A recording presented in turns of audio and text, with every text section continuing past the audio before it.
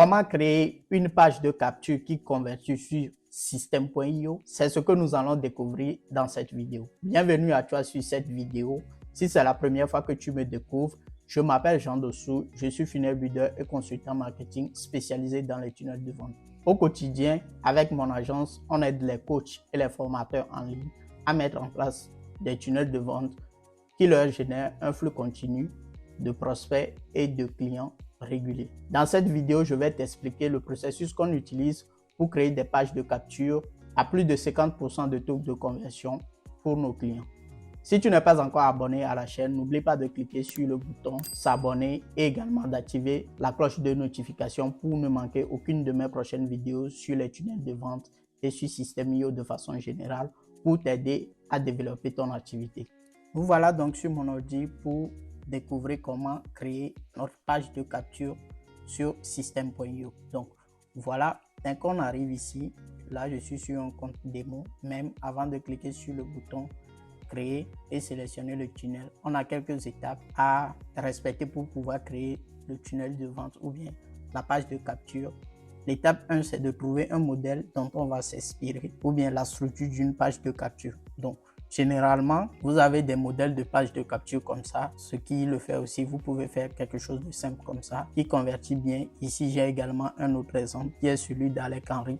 Donc, vous avez ces deux façons et vous avez aussi les pages de capture un peu plus longues, designées avec beaucoup plus d'éléments. Donc, pour cette vidéo, on va aller sur quelque chose d'un peu plus long, quelques sections, 4-5 sections avec plus d'éléments. Donc, la première des choses, pour trouver des modèles d'inspiration, vous pouvez aller sur Pinterest, vous pouvez aller sur Landinfolio ou bien le test, la requête que j'ai mise ici. Vous voyez site2.clickfunnels.com et vous mettez la thématique. Par exemple, si je veux faire une page de capture masterclass, ici je vais mettre le mot-clé masterclass. Si je veux faire une page de capture pour un 5-day challenge, je vais mettre 5-day challenge. Si je veux faire une page de capture dans l'immobilier, je vais mettre la requête immobilier mais en anglais. Comme ça me ressort des pages, des tunnels ou bien des pages de capture qui sont faites sur ClickFunnels. Vous pouvez également faire la même chose sur Systeme.io. Vous pouvez également faire la même chose sur Podia et tous les sites que vous voulez. Si c'est sur Kajabi, vous mettez juste le site de Kajabi ici. Donc voilà.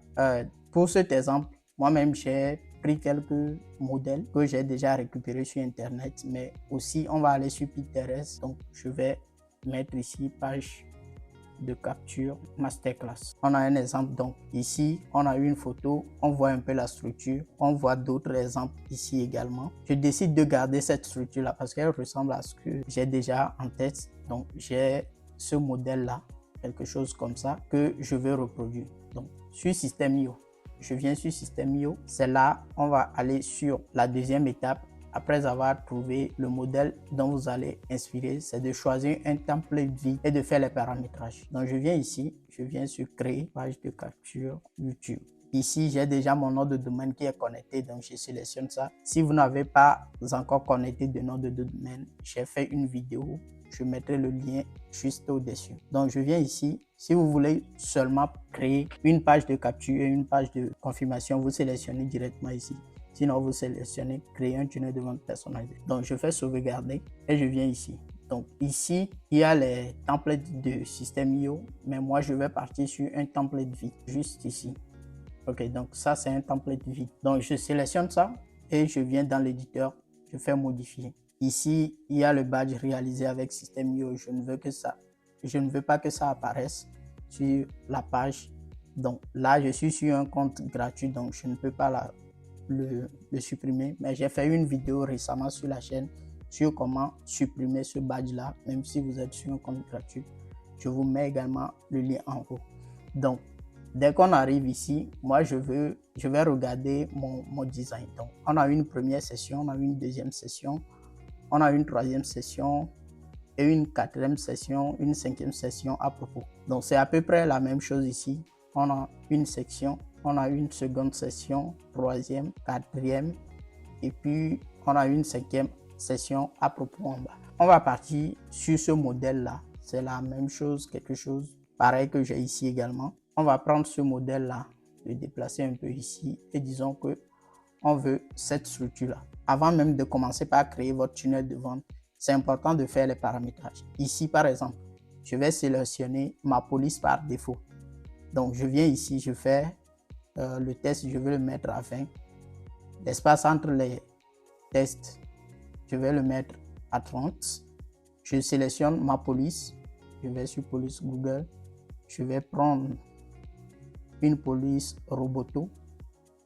Et je descends ici aussi. Je prends la police Google.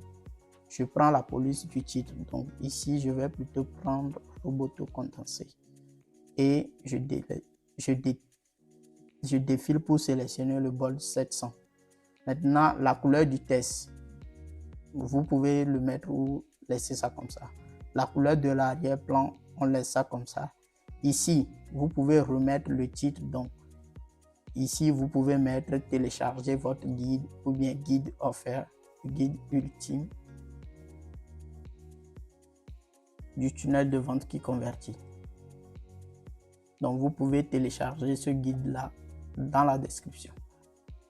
Guide du tunnel de vente qui convertit. Vous mettez la description ici. Si vous voulez référencer cette page pour Google, vous mettez ici, vous pouvez mettre le nom de l'auteur, champ dessous.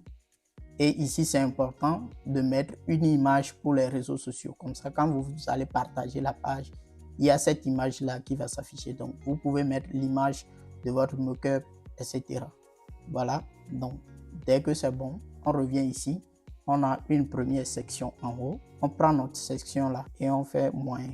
Je veux que ça soit en moyen. Donc, on a à peu près 5 sections sur la page. 5 sections. Je vais définir mes couleurs. Donc, quand vous venez ici, moi, je vais utiliser une couleur noire.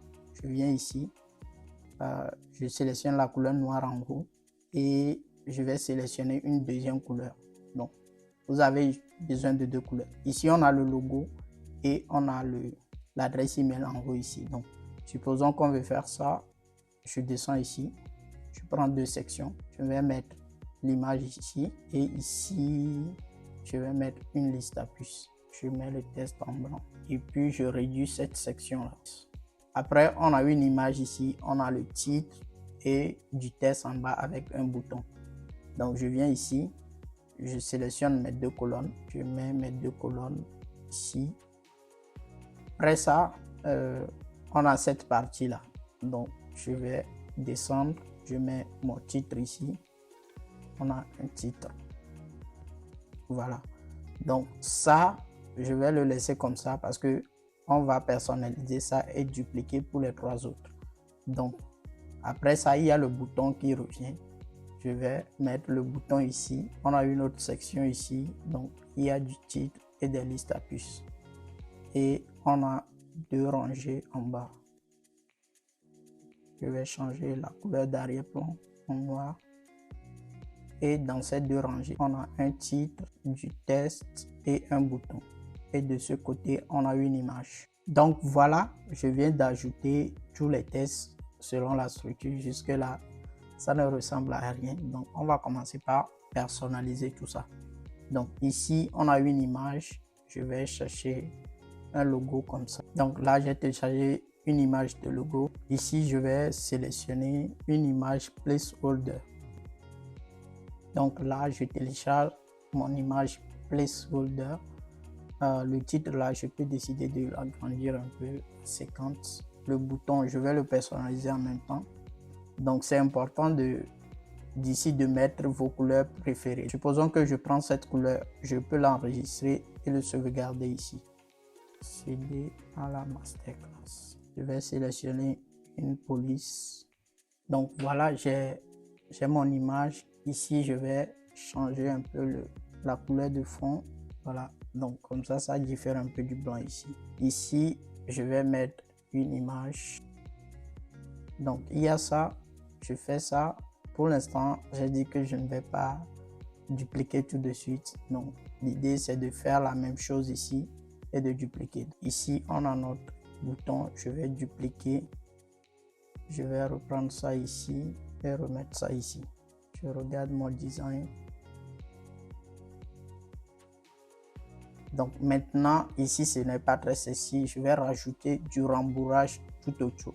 Donc je vais rajouter du rembourrage 30 et arrondir les coins à 10.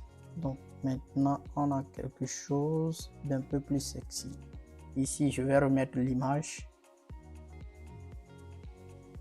Maintenant je vais prendre la couleur que j'ai mis ici, le remettre là. On commence à avoir quelque chose d'un peu plus structuré. Je vais dupliquer ça là. Ok. Maintenant, je peux enregistrer ça et dire bloc. Comme ça, je peux le dupliquer à ce niveau. Donc, je vais supprimer ça là. Je fais enregistrer. Je vais venir actualiser la page. Viens dans mes blocs. Je peux glisser et déposer ici. Donc là, on vient de finir l'étape 2 qui est de choisir le tunnel, de faire les paramétrages et même l'étape 3 d'ajouter les sections, les rangées et les éléments. Donc, on passe sur l'étape 4 qui est d'ajouter le copywriting. Donc, pour ce qui est du copywriting, je referai une vidéo en détail sur comment rédiger une page de capture, une page de vente qui convertit.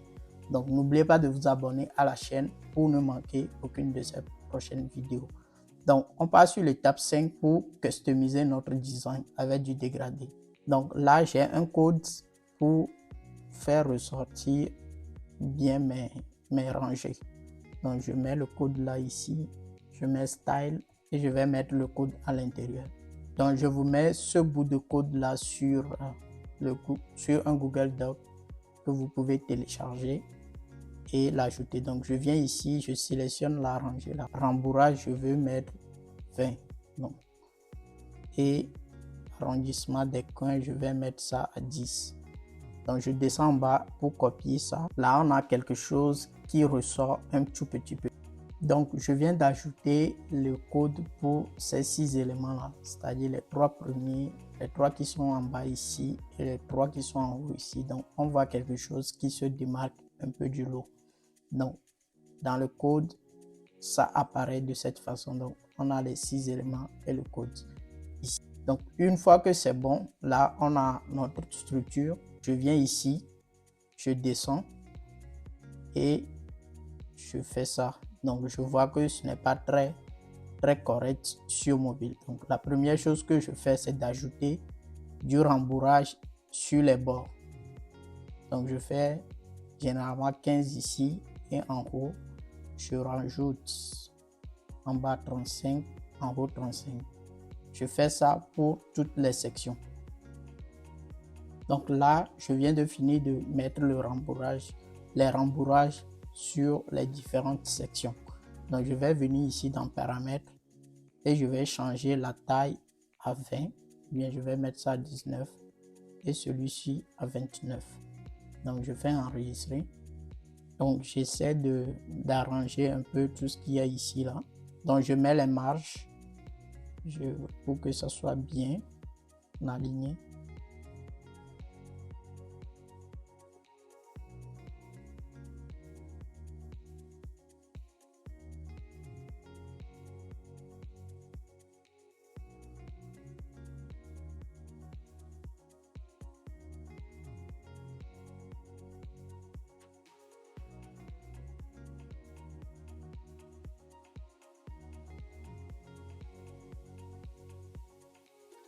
Ici, j'aimerais renverser l'image sur mobile pour que l'image s'affiche premièrement. Je descends ici et je fais inverser l'ordre. Donc, si je souhaite que ça soit de la même façon sur mobile, je fais aussi désactiver l'empilement. Ce n'est pas ce que je veux, donc je fais ça et je vois que l'image est en haut, le test en bas. Donc, je fais ça et je continue mes modifications. Donc, c'est important de faire ces petites modifications pour que la page soit un peu plus stylée. Donc, 19, OK. Et je reviens faire les mêmes choses ici. C'est-à-dire ajouter du rembourrage. Donc, voilà, sur mobile, notre page, elle ressemble à quelque chose comme ça. Une fois que ça c'est bon, normalement, l'étape importante c'est d'ajouter ces images-là et d'ajouter les tests en même temps. Donc, je vais aller préparer ces images et avec les icônes là sur Canva et je reviens avec les images. Voilà, une étape importante, c'est d'ajouter maintenant la pop-up sur notre page. Donc, on veut que quand une personne clique sur ce bouton-là, il puisse ouvrir une pop-up. Donc, je viens ici, je vais designer ma pop-up. Je viens ici, je sélectionne la couleur là. Moi, je veux quelque chose de très fin. Donc, j'ai ça. Je remets la police, accéder à la masterclass.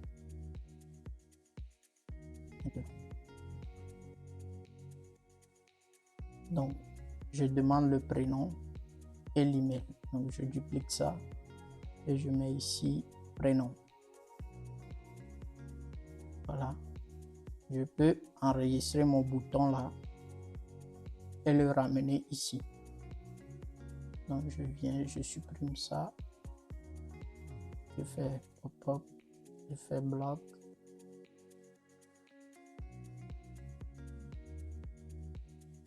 Et ça.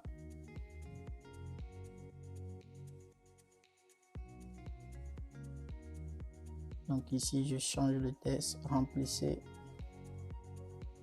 les champs ci-dessous pour accéder à la masterclass. Voilà. Et ce bouton, je fais bien de mettre enregistrer le contact. Donc ici, je définis ouvrir une pop-up et je sélectionne la pop-up. Voilà. Ouvrir une pop-up et je sélectionne la pop-up. Sur la pop-up, j'essaie de vérifier également 2-3 paramétrages. Donc ici, afficher le bouton de fermeture, oui. La couleur, je peux changer ça, je mets ma couleur là. Est-ce que sur mobile, je veux que ça apparaisse pour un délai? Non, je laisse ça comme ça. Afficher la pop-up automatiquement, non. Quand le visiteur veut quitter sur la page, oui. C'est-à-dire que la personne fait comme ça pour quitter la page. Il y a ça qui s'affiche. Je laisse le reste comme ça. Donc voilà le rendu de notre page de capture. J'ai ajouté quelques images sur la page et voici à quoi ça ressemble. Maintenant, une fois que c'est bon, je peux décider de rajouter un peu d'ombre sur les boutons également. Donc, il suffit juste de cliquer sur le bouton et de descendre en bas ici. Et je vais mettre peut-être ombre flow.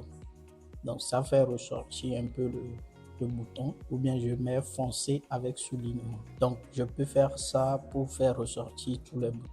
Et une fois que c'est bon, j'enregistre ma page. Et quand on fait la prévisualisation, on a quelque chose qui ressemble à ça. Maintenant, une étape importante aussi, c'est de créer la page de remerciement. Ici, j'ai sélectionné une page de remerciement simple. Vous sélectionnez la page de remerciement et vous faites la même chose, un peu comme on a fait sur la page de capture. Et une fois que c'est bon, vous allez venir ici au niveau des tags, créer un tag, par exemple tag YouTube. Je crée ça comme ça, je reviens sur mon tunnel et ici, là, je vais définir la règle d'automatisation. Je viens au niveau de la page de capture, je vais au niveau de règle d'automatisation, je clique ajouter une règle. Quand une personne s'inscrit sur la page, je viens ici au niveau d'ajouter une action et vous avez toute une liste d'actions. La première action, c'est d'ajouter un tag. Donc, on ajoute notre tag. Ensuite, qu'est-ce que on veut également faire? Vous pouvez l'abonner à une campagne. Si vous avez déjà créé la campagne au préalable, vous pouvez envoyer un email. Donc, on va mettre envoyer un email et on va créer un email. Donc, je mets le titre, je mets ici le titre de l'email, je mets l'aperçu, c'est-à-dire ici mettre le test qui va apparaître en dessous de l'email. Donc, je peux mettre grand test. Je mets mon copywriting ici, le test. Et ici, bon, vous devez valider votre nom de domaine et ajouter ça au préalable. Donc, j'ai fait une vidéo sur ça. Je mettrai le lien juste au-dessus. Ici, vous avez les variables. Si vous voulez, vous pouvez sélectionner ça ici ou bien vous cliquez directement ici et vous mettez le prénom. Donc, ça vient comme ça. Et pour la suite, vous avez la possibilité de mettre le test en gras en italique, de souligner, de barrer le texte, d'ajouter un lien.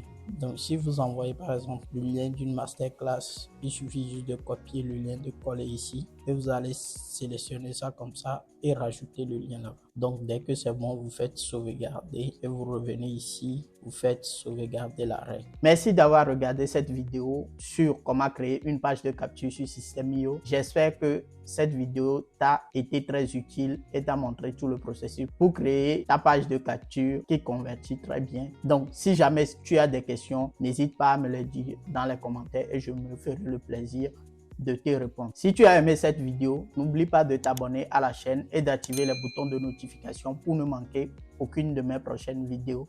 N'oublie pas de mettre également le petit pouce en dessous de la vidéo.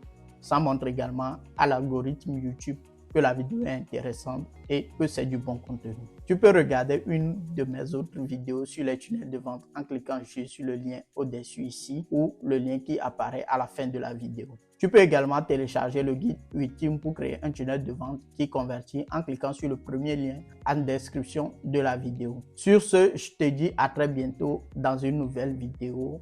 Ciao!